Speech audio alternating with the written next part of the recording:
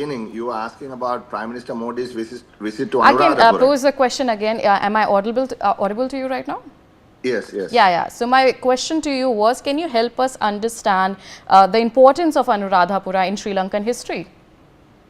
Gosh, of course, yes. Anuradhapura is the greatest kingdom that we Sri Lankans refer to, glorious past. And that's when the kings, had Sri Lanka a prosperous nation. All the Buddhist sites, the irrigation, the culture. Is the fountain is Anuradhapura. So it is certainly a very important place. And of course, the place where the Prime Minister is going, where the 2,500 plus year old boat tree, which is brought from the original boat tree, is still the oldest living historical tree, perhaps in the whole world, is that where he's going, Sri Mahabodhi. All right, and we've seen earlier, yesterday, Prime Minister Modi, Sajid Premadasa ji and the opposition leaders, he went to meet them. And yesterday, how fruitful were the discussions? Unfortunately, it had been a meeting with Mr. Premadasa only, so we were not part of that delegation. Nevertheless, I'm sure the discussion centered around the greater need for integration between India and Sri Lanka in all spheres, particularly economics. I'm sure the opposition leader thanked Mr. Modi for the support given during the crisis. And also, given the current global, the turning upside down of the trade patterns, perhaps the need for greater economic integration and the need to expedite the implementation of what has been in discussion for a long time, the India-Sri Lanka ECTA, the Economic Cooperation Technical Agreement between the two countries. And PM Modi is inaugurating a railway signalling system which has been supported by India. And how crucial have these projects been in helping Sri Lanka recover from the crisis? Well, this is an important project and it has been spoken about for a long time. But he also inaugurated Sri Lanka's first ever climate control warehouse for agriculture, 5,000 metric ton facility in a place called Dambulla, the center of agriculture logistics, which was in fact started during the Sirisena Wickramasinghe government, but abandoned almost by the Rajapaksa government and restarted towards the... I think he's currently facing some connection issues. We'll get that sorted. Meanwhile, viewers, when we are talking about Prime Minister Modi's visit to Sri Lanka, today is a very important day indeed. We have seen those visuals are coming in. Prime Minister Modi has arrived in Anuradhapura. We've talked about this, the rich history that Anuradhapura has. It was an ancient capital. It was a capital of the ancient Sri Lanka.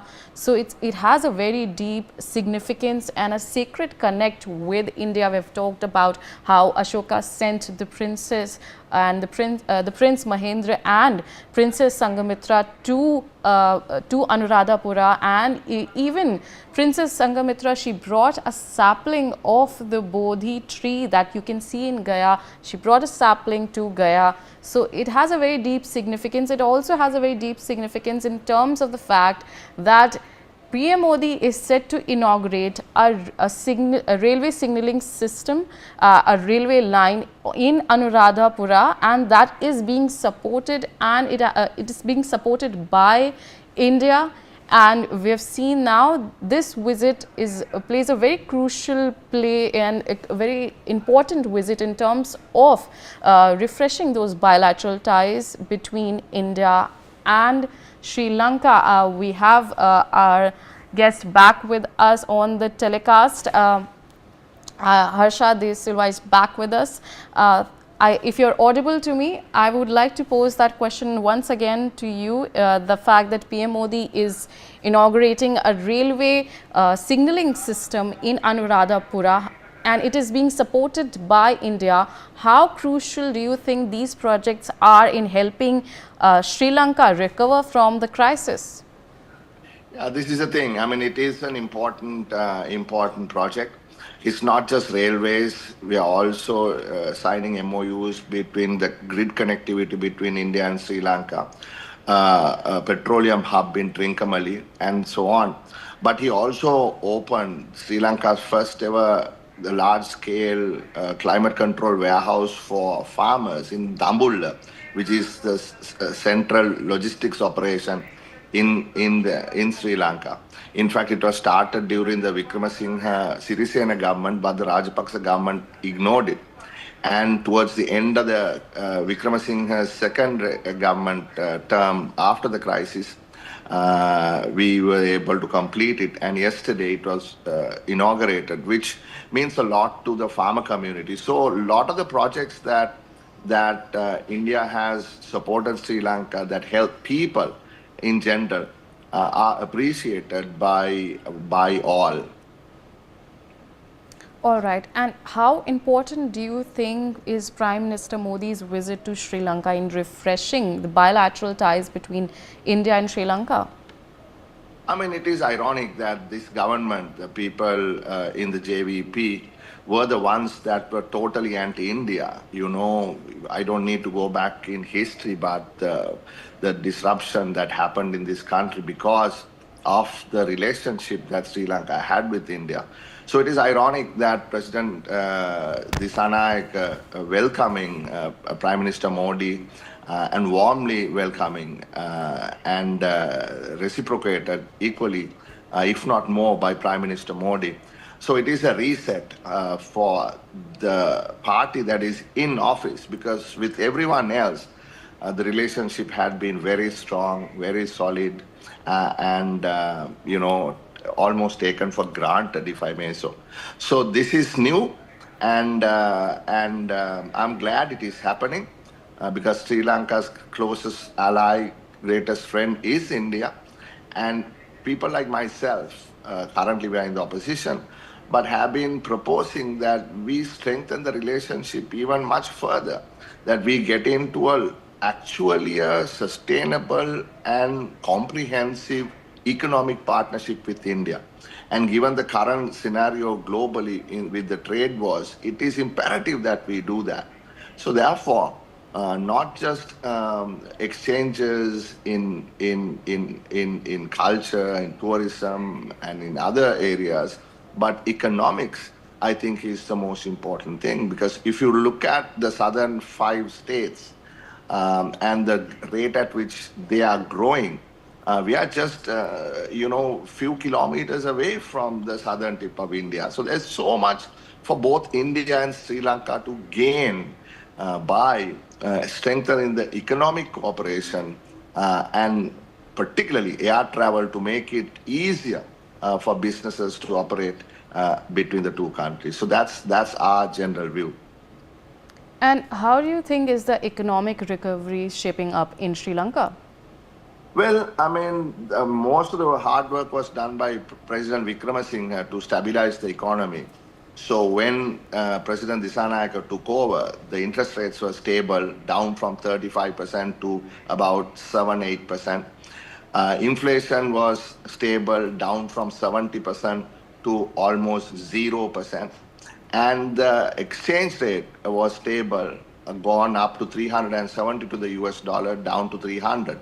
So by the time the Dissanayake government took over, the macro economy was stable. And what he had to do was to ensure that he stayed the course with the IMF so that the stability would continue. And to give him credit, he has done so. He has moved away from his rhetoric of anti-IMF to saying, look, there is no other way but to continue with the program. So that's one. But the issue is not stability. The issue is growth. And to get growth, you need to do a lot of reform. And we need to reform international trade, international foreign direct investment, and so on. So those are challenges that face this government. And given their background of anti-reform, given their background of striking every time previous governments for the last 50 years attempted reform, and now they are in government and they have no way out but reform, it will be interesting to see how they approach this. So therefore, the challenges are enormous, and also given the changing global trade structure. So it's not very easy for the government also to do what needs to be done. But if they don't do it, we are going to be in trouble. So the challenge is on them. The ball is in their court. All right. And what kind of assistance, the further assistance that is still needed from the global community? Well, I mean, the global community has helped us to restructure our debt. We have restructured the bilateral debt between China, which we had a large component with India and with the Paris Club. We have restructured our debt with the international sovereign bondholders. And we have a pretty decent deal, and we don't have to pay it back till 2028, only interest to be paid till then. So therefore, we got breathing space given by the international community. Now what we need is investments to come in. That's what we require. And for investments to come in, it's not a one-way street, it's a two-way street. We've heard about the Adani project and the various issues surrounding it. So these matters need to be resolved, and international community can help us not with aid, but with investment and in trade. And what is your opinion on the Chinese projects in Sri Lanka? Well, I think he's currently facing some